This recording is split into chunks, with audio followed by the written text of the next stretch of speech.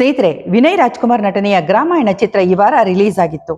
Release ಆದ ದಿನವೇ ಇದಕ್ಕೆ ಈಗ ಕಾನೂನಿನ ಸಂಕಷ್ಟ ಎದುರಾಗಿದೆ.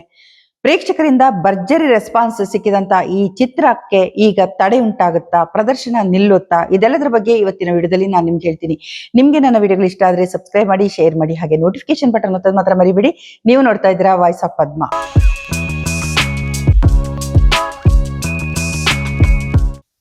ನಮಸ್ಕಾರ, ನಾನು ಪದ್ಮ ಶಿವಮೊಗ್ಗ. ಸ್ನೇಹಿತರೆ, ಈ ವಾರ ಗ್ರಾಮಾಯಣ ಚಿತ್ರ ರಿಲೀಸ್ ಆಗಿತ್ತು. ಇದರಲ್ಲಿ ವಿನಯ್ ರಾಜ್ಕುಮಾರ್ ನಟನೆ ಮಾಡಿದ್ರು ಹೀರೋ ಆಗಿ, ಮತ್ತೆ ದೇವನೂರು ಚಂದ್ರ ಅವರು ಈ ಚಿತ್ರವನ್ನ ನಿರ್ದೇಶನ ಮಾಡಿದ್ರು. ಈ ಚಿತ್ರ ರಿಲೀಸ್ ಆಗಿ ಉತ್ತಮವಾದಂತ ಪ್ರತಿಕ್ರಿಯೆ ಪ್ರೇಕ್ಷಕರಿಂದ ಬರ್ತಿದ್ದ ಹಾಗೇನೆ ರಿಲೀಸ್ ಆದ ದಿನವೇ ಅದಕ್ಕೆ ಕಾನೂನಿನ ಸಂಕಷ್ಟ ಕೂಡ ಎದುರಾಯಿತು.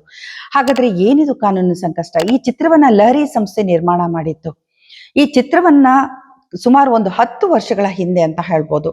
ಆಗ ಲಕ್ಷ್ಮೀ ನರಸಿಂಹಮೂರ್ತಿ ಅನ್ನುವರು ನಿರ್ಮಾಣ ಮಾಡೋಕೆ ಮುಂದಾಗಿದ್ರು.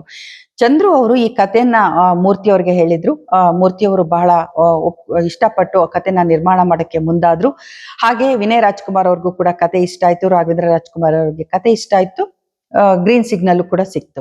ಆದ್ರೆ ಚಿತ್ರೀಕರಣ ಮುಹೂರ್ತವನ್ನ ಆಚರಿಸಿಕೊಂಡು ಒಂದು ಟೀಸರ್ ರಿಲೀಸ್ ಆಯ್ತು. ಒಂದು ಸಣ್ಣ ಪುಟ್ಟ ಚಿತ್ರೀಕರಣವನ್ನ ಮಾಡಿದ ನಂತರ ನಿರ್ಮಾಪಕರಾದಂತ ಮೂರ್ತಿ ಅವರು ನಿರ್ದೇಶಕರಿಂದ ಬೇಸರಗೊಂಡು ಒಂದು ಪ್ರೆಸ್ ಮೀಟ್ ಅಲ್ಲಿ ಹೇಳ್ತಾರೆ, ನನ್ಗೆ ತುಂಬಾ ತೊಂದರೆ ಆಗ್ತಾ ಇದೆ, ನಿರ್ದೇಶಕರಿಂದ ಈ ಸಿನಿಮಾ ನಿರ್ಮಾಣ ಮಾಡೋದು ಕಷ್ಟ ಆಗ್ತಿದೆ ಅಂತ.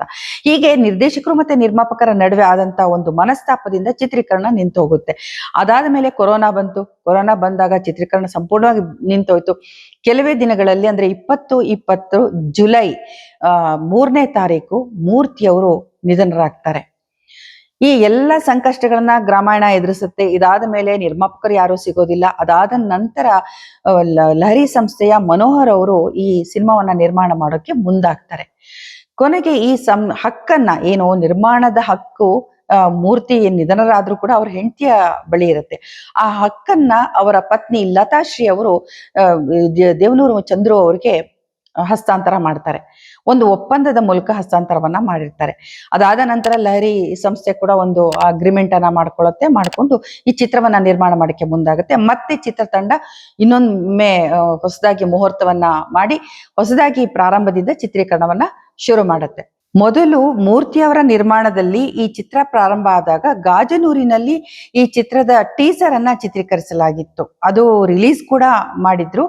ಅದಾದ ನಂತರ ಲಹರಿ ಸಂಸ್ಥೆ ಯಾವಾಗ ಈ ನಿರ್ಮಾಣದ ಹಕ್ಕನ್ನ ಪಡ್ಕೊಳ್ತು, ಜೊತೆನಲ್ಲಿ ಈ ಚಿತ್ರದ ಚಿತ್ರೀಕರಣವನ್ನ ಪ್ರಾರಂಭದಿಂದ ಶುರು ಮಾಡ್ತು, ಕಡೂರಿನ ಸುತ್ತಮುತ್ತ ಇದನ್ನ ಚಿತ್ರೀಕರಣ ಮಾಡಿದೀವಿ ಅಂತೇಳಿ ನಿರ್ದೇಶಕ ದೇವನೂರು ಅವರು ಹೇಳಿದ್ದಾರೆ.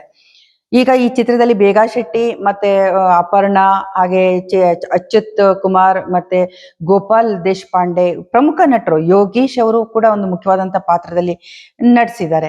ಹಾಗಾಗಿ ಈ ಚಿತ್ರ ಒಂದ್ ರೀತಿನಲ್ಲಿ ಎಲ್ಲರಿಗೂ ಮನರಂಜನೆಯನ್ನ ನೀಡ್ತಾ ಇದೆ. ಹಾಗಾಗಿ ಅತ್ಯುತ್ತಮ ಒಂದು ಪ್ರತಿಕ್ರಿಯೆ ಬಂದಿದೆ. ಚಿತ್ರರಂಗದಿಂದ ಕೂಡ ಈ ಚಿತ್ರಕ್ಕೆ ಉತ್ತಮವಾದಂತ ಒಂದು ರೆಸ್ಪಾನ್ಸ್ ಸಿಕ್ಕಿದೆ ಅಂತಾನೆ ಹೇಳಬಹುದು.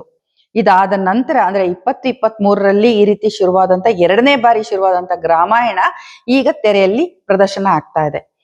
ಈಗ ಈ ಚಿತ್ರಕ್ಕೆ ಪ್ರದರ್ಶನಕ್ಕೆ ತಡೆ ನೀಡಬೇಕು ಅಂತ ಹೇಳ್ಬಿಟ್ಟು ಮೂರ್ತಿಯವರ ಕುಟುಂಬಸ್ಥರು ಈ ಕೋರ್ಟ್ ಮೆಟ್ಲನ್ನ ಏರಿದ್ದಾರೆ. ಬೆಂಗಳೂರು ಸಿಟಿ ಸಿವಿಲ್ ಕೋರ್ಟ್ ನಲ್ಲಿ ದಾವೆಯನ್ನ ಹೂಡಿದ್ದಾರೆ. ನಿರ್ಮಾಪಕರ ವಿರುದ್ಧ ಮತ್ತೆ ದೇವನೂರು ಚಂದ್ರ ಅವರ ವಿರುದ್ಧ ದಾವೆಯನ್ನ ಹೂಡಿದ್ದಾರೆ ಅಂತ ಗೊತ್ತಾಗಿದೆ.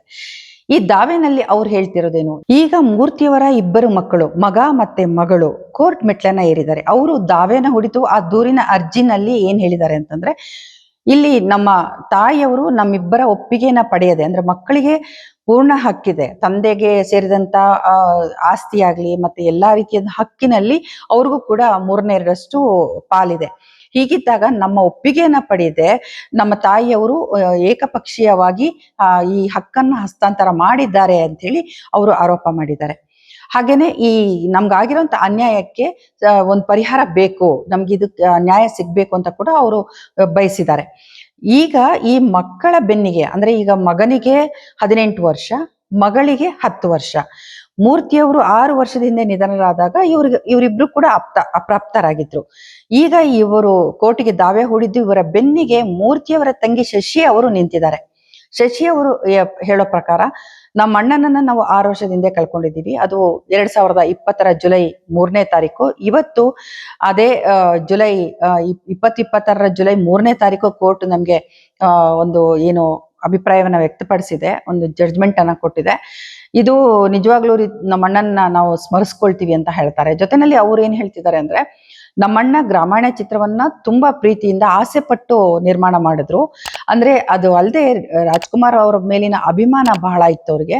ಆ ಅಭಿಮಾನದಿಂದನೇ ಅವ್ರು ಈ ಸಿನಿಮಾ ಮಾಡೋದಕ್ಕೆ ಮುಂದಾಗಿದ್ರು. ಆದ್ರೆ ಅವರ ಎಫರ್ಟ್ಗೆ ಸಿಗ್ಬೇಕಾದಂತ ಕೃತಜ್ಞತೆ ಸಿಕ್ಕಿಲ್ಲ, ಮತ್ತೆ ಆ ಮಕ್ಕಳಿಗೆ ಅನ್ಯಾಯ ಆಗಿದೆ, ಅವ್ರಿಗೆ ಸಿಗ್ಬೇಕಾಗಿದ್ದಂಥದ್ದು ನ್ಯಾಯವಾಗಿ ಸಿಕ್ಕಿಲ್ಲ ಅಂತ ಹೇಳಿ ಅವರು ಆರೋಪ ಮಾಡ್ತಾರೆ. ಹಾಗಾಗಿನೇ ನಾವು ಕೋರ್ಟ್ ಮೆಟ್ಲೇರಿದೀವಿ ಅಂತ ಶಶಿ ಅವರು ಹೇಳ್ತಾ ಇದ್ದಾರೆ, ಹೇಳಿಕೆನ ನೀಡಿದ್ದಾರೆ. ಈಗ ಇಲ್ಲಿ ಲಹರಿ ಸಂಸ್ಥೆ ಹಲವು ವರ್ಷಗಳಿಂದ ಚಿತ್ರರಂಗದಲ್ಲಿ ಇರುವಂತದ್ದು, ಮತ್ತೆ ಆ ಆಡಿಯೋ ಸಂಸ್ಥೆನ ಲಹರಿ ಆಡಿಯೋ ಸಂಸ್ಥೆ ಜನಪ್ರಿಯವಾದಂತ ಸಂಸ್ಥೆ. ಯಾವುದೇ ರೀತಿ ಯಾರೇ ಆಗ್ಲಿ ಕಾನೂನನ್ನ ಉಲ್ಲಂಘನೆ ಮಾಡಿ ಲಹರಿ ಸಂಸ್ಥೆಯ ಹಾಡುಗಳನ್ನಿರ್ಬೋದು ಮತ್ತೇನಾದ್ರೂ ಹಕ್ಕನ್ನು ಬಳಸ್ಕೊಂಡ್ರು ಅಂತಂದ್ರೆ ಅದು ಮುಲಾಜಿಲ್ದೆ ಕೋರ್ಟಿಗೆ ಹೋಗ್ತಿತ್ತು ಲಹರಿ ಸಂಸ್ಥೆ. ಕೊನೆ ಕಾನೂನಿನ ಹೋರಾಟ ಮಾಡೋದ್ರಲ್ಲಿ ಮುಂದಿರ್ತಿದ್ರು. ಆದ್ರೆ ಈಗ ಅವ್ರ ಮೇಲೆ ಒಂದು ಕೇಸ್ ಬಿದ್ದಂತ ಆಗಿದೆ. ಇದಕ್ಕೆ ಲಹರಿ ಸಂಸ್ಥೆಯವರು ಏನ್ ಹೇಳ್ಬೋದು ಅಂದ್ರೆ, ಇಷ್ಟೆಲ್ಲ ಕಾನೂನಿನ ಅರಿವಿರುವವರು ನಿಜವಾಗ್ಲೂ ಅಲ್ಲಿ ಏನಾದ್ರೂ ತಪ್ಪು ಮಾಡಿರೋಕ್ ಸಾಧ್ಯನಾ ಅಂತ ಖಂಡಿತ ಇರ್ಲಿಕ್ಕಿಲ್ಲ ಅನ್ನೋದು ನನ್ನ ಅಭಿಪ್ರಾಯ. ಹಾಗಾಗಿನೇ ಈಗ ಏನ್ ಕೋರ್ಟ್ ಏನ್ ತೀರ್ಪನ್ನು ಕೊಡುತ್ತೆ ಅನ್ನೋ ಒಂದು ಕುತೂಹಲ ಎಲ್ಲರಲ್ಲಿದೆ. ಸದ್ಯಕ್ಕೆ ಕೋರ್ಟ್ ಈಗ ಪ್ರದರ್ಶನಕ್ಕೆ ಅಡ್ಡಿ ಮಾಡಿಲ್ಲ, ಯಾಕಂದ್ರೆ ಪ್ರದರ್ಶನ ಎಲ್ಲಿ ನಿಲ್ಸುತ್ತೋ ಅನ್ನೋ ಆತಂಕ ಸಿನಿಮಾ ತಂಡಕ್ಕಿತ್ತು. ಆದ್ರೆ ಪ್ರದರ್ಶನಕ್ಕೆ ಅಡ್ಡಿ ಮಾಡಿಲ್ಲ. ಅದು OTT ಮತ್ತೆ ಸ್ಯಾಟಲೈಟ್ ಪ್ರದರ್ಶನಕ್ಕೆ ಮಾತ್ರ ಈಗ ತಡೆ ಒಡ್ಡಿದೆ. ಈಗಾಗಲೇ ಅದರ ಹಕ್ಕಿನಲ್ಲಿ ಮುಂಬೈನ ಪ್ರತಿಷ್ಠಿತ ವೀನಸ್ ಎಂಟರ್ಪ್ರೈಸಸ್ ಅನ್ನುವಂತ ಒಂದು ಸಂಸ್ಥೆ ಭಾಗಿಯಾಗಿದೆ. ಅಂದ್ರೆ ಮನೋಹರ್ ಇವರು ಲಹರಿ ಸಂಸ್ಥೆಯ ಮನೋಹರ್ ಅವರು ಏನಿದ್ದಾರೆ ಅವರ ಜೊತೆ ಹಕ್ಕು ಖರೀದಿನಲ್ಲಿ ಅವರು ಭಾಗಿಯಾಗಿದ್ದಾರೆ. ದೊಡ್ಡ ದೊಡ್ಡ ಕಂಪ್ನಿಗಳು ಈಗ ಇದರ ಹಕ್ಕನ್ನ ಖರೀದಿ ಮಾಡೋದ್ರಿಂದ ಡಿಸ್ಟ್ರಿಬ್ಯೂಟರ್ಸ್ ಇರ್ಬೋದು ಎಲ್ಲರೂ ಮುಂದಾಗಿದ್ದಾರೆ.